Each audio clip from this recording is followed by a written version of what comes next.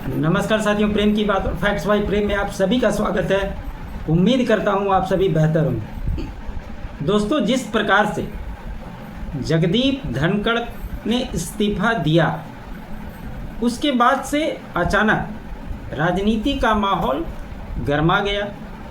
जो विपक्षी दल जगदीप धनखड़ को लेकर जिस प्रकार के आरोप लगाते रहे, उनके संसद में व्यवहार को लेकर, उनको समय न देने को लेकर और भी कई सारी चीज़ें, आज वही विपक्ष सवाल पूछ रहा है कि आखिर जगदीप धनखड़ ने अचानक से इस्तीफा क्यों दिया, जबकि उससे पहले वो संसद को चला रहे।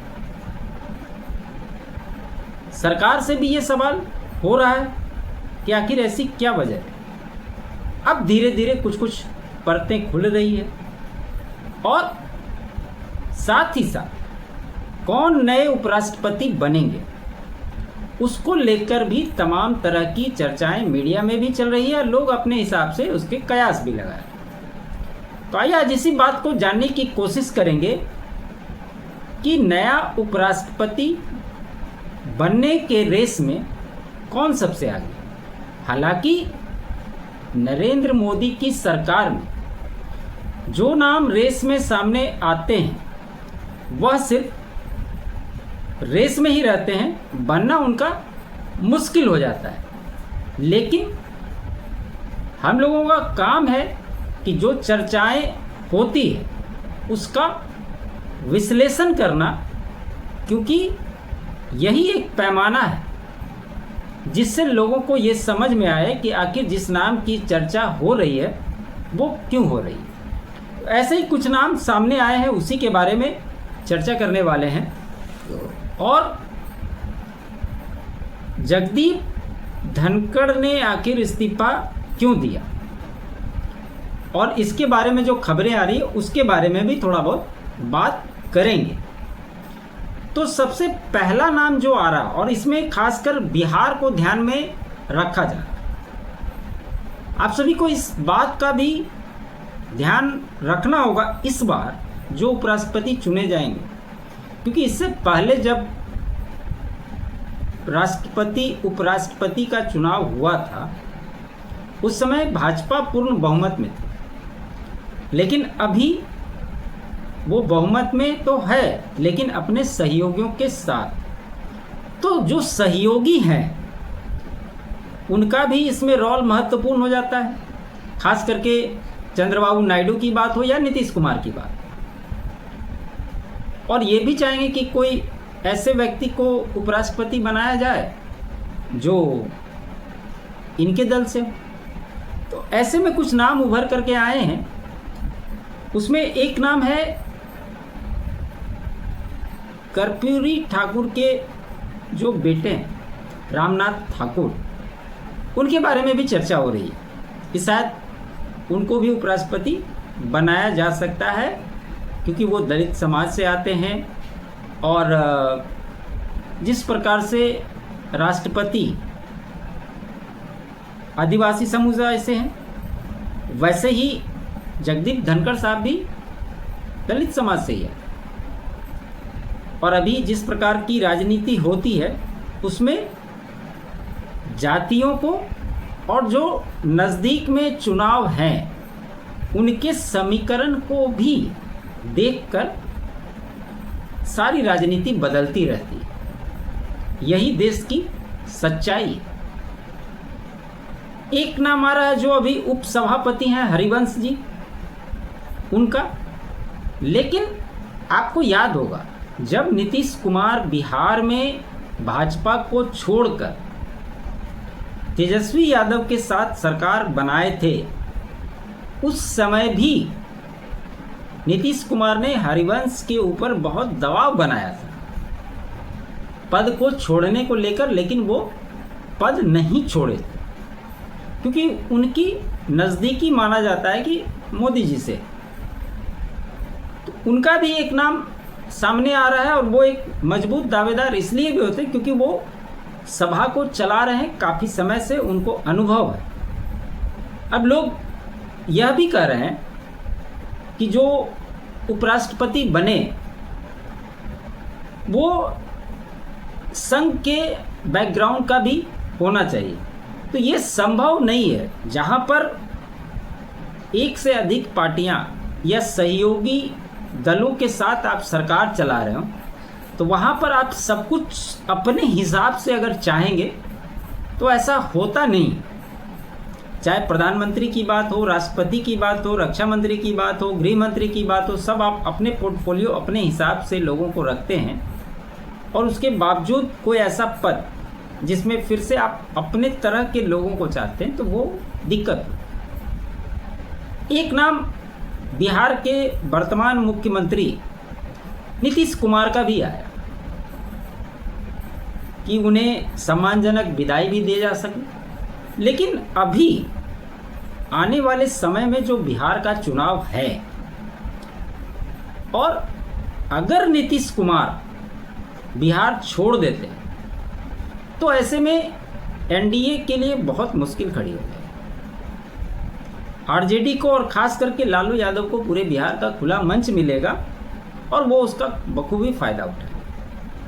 यहाँ तक कई सारी राजनीतिक दल इस बार बिहार के चुनाव में उतरी है, खास करके प्रशांत किशोर की जनसुराज, और जिस प्रकार से वो पिछले कई सालों से पार्टी गठित करने के पहले से लेकर पदयात्रा कर रहे हैं या बिहार की राजनीति में सक्रिय दिखाई दे रहे हैं, अपने आप को रख रहे हैं, वो एक महत्वपूर्ण फैक्टर हो जाता है।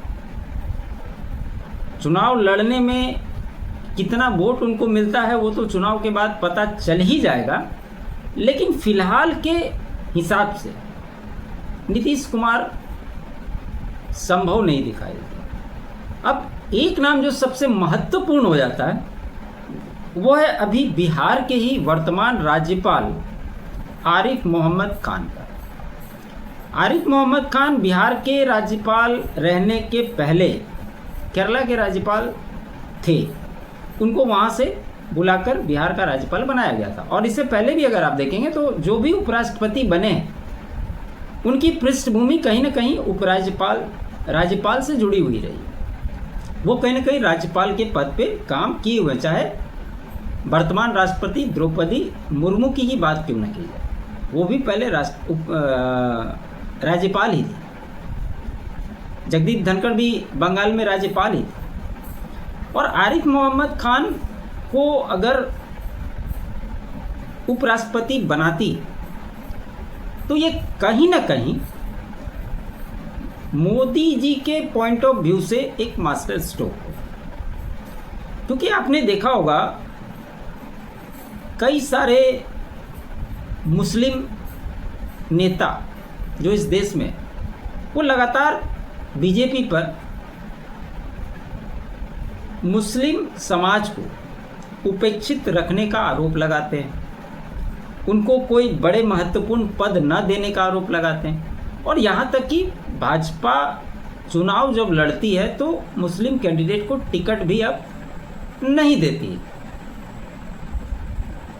ऐसे में अगर इनको उस पदवी पर बैठाया जाता है तो कहीं ना कहीं ये महत्वपूर्ण हो जाएगा और एक सीधा संदेश देने की कोशिश की जाएगी अल्पसंख्यक में, खासकर मुस्लिम समाज में, कि हम सभी के लिए सोचते हैं, सभी को करते हैं। लेकिन अगर आप आरिफ मोहम्मद खान को नज़दीक से देखेंगे, उनके बारे में आप जानने की कोशिश करेंगे तो ये पुराने कांग्रेसी रहे हुए,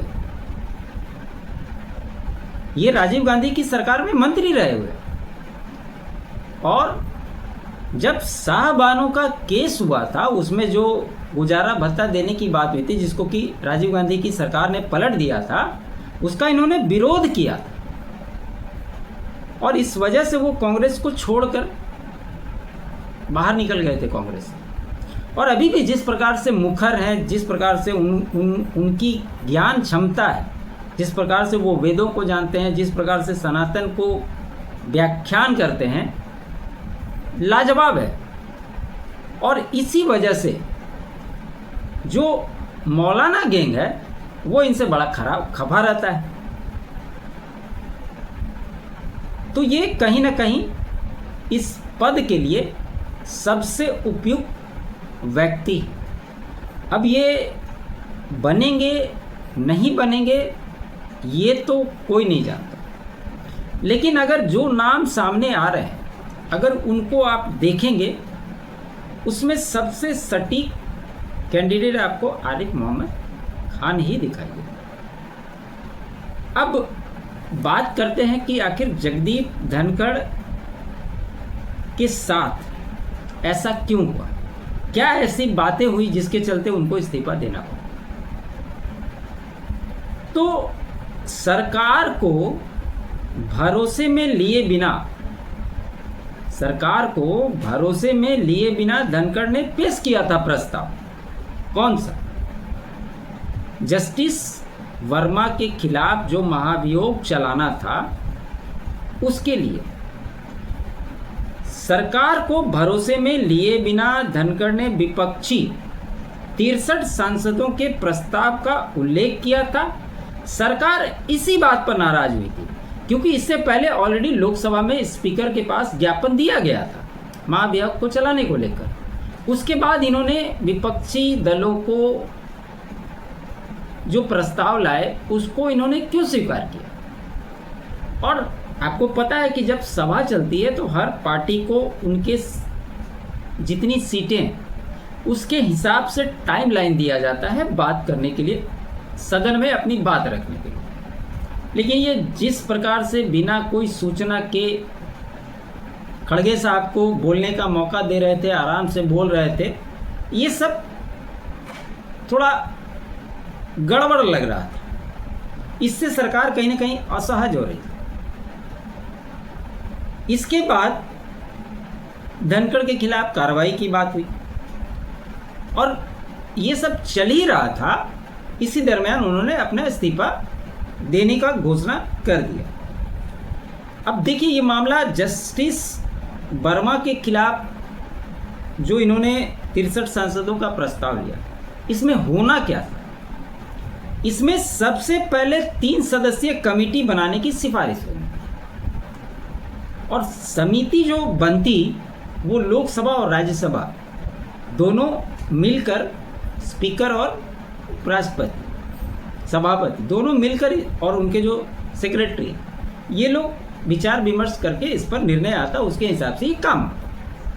अब मामला कहाँ फंस रहा है कि या तो अब जो प्रस्ताव दिया था वो वापस हो ताकि जस्टिस वर्मा के खिलाफ आए प्रस्ताव पर 3 सदस्यीय कमेटी बनाने के लिए स्पीकर की ही सिफारिश हो।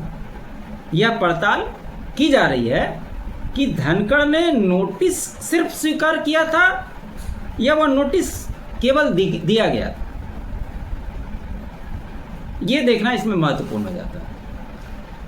अब एक चर्चा ये भी हो रही है कि जैसे सभापति जो होते हैं अगर किसी कारणवश इस तरह की घटना होती है तो उपसभापति जरूरत पड़ने पे इस प्रस्ताव को पलट सकते हैं।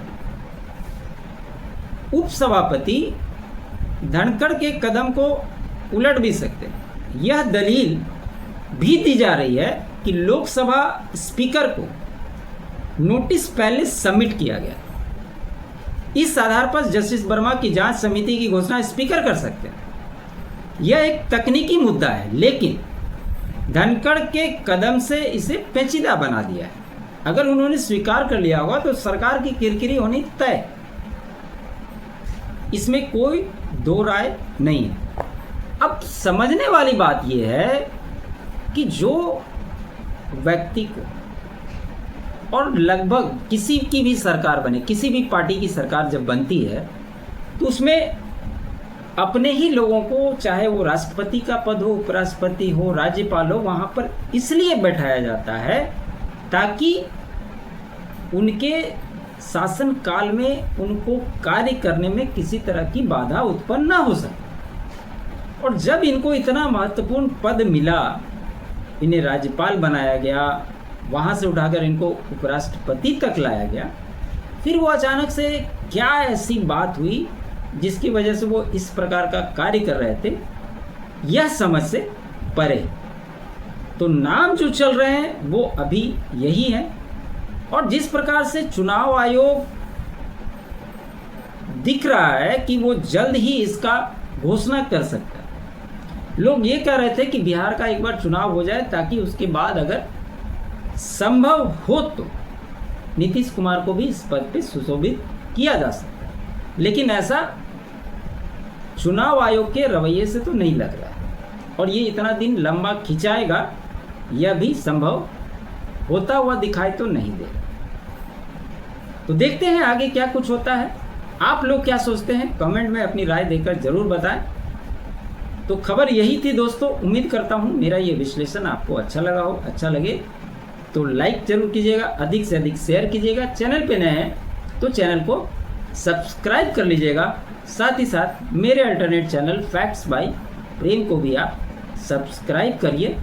अगर आप कंट्रीब्यूट करना चाहते हैं तो QR कोड स्क्रीन पे है, बाकी डिटेल आपको डिस्क्रिप्शन में मिल जाएंगे। आप सभी का बहुत बहुत धन्यवाद। जय हिंद।